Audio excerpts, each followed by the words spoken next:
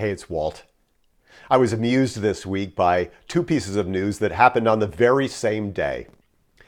The first was an announcement by Apple that their very favorite app of 2017 that had been downloaded millions of times was an app called Calm, a meditation app. And on the very same day in the New York Times, two major activist investors of Apple were calling on Apple to take a much more intentional and deliberate role in addressing smartphone addiction, especially as it relates to young adults, teenagers, and children. So here on the one hand, we're downloading our apps for mindfulness and meditation from the very thing that addicts so many of us. There's this app called Headspace. Many of you who perhaps have a meditation practice have used that app. And isn't that all what we want most of all? Not the app, but a little bit of headspace, space. You know, that's the vanishing thing for us. We culturally are so overwhelmed by all of the input, all of the expectations, all of the demands. You know, our problem is not that we have too little. The problem is that we have way too much to do, way too much coming at us.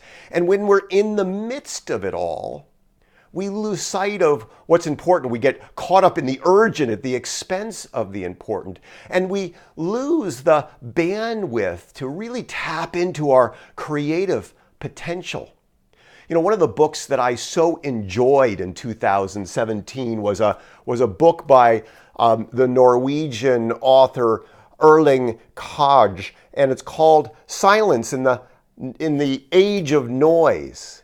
And Erling talks about how silence is becoming this vanishing resource for us, what a precious resource it is, how much we need silence. Whether we're introverts or extroverts, we need silence in order to tap into that deep place, that deep well within us that is the wellspring of our creativity. It's the wellspring of our connection to ourselves. It's the wellspring to the connection to our spirits. And we, by virtue of depriving ourselves of our access to silence and space, we limit our ability to show up in the world and do this important work that each and every one of us is called to do.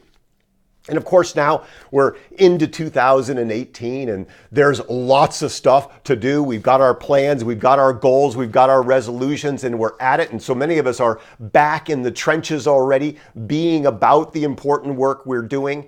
And we can't lose sight of the fact that on a regular basis, every single day, we need to pull out of our work and to nurture ourselves, nurture our spirits, reconnect with silence, open up the space for our spirit, for our souls, for our creativity.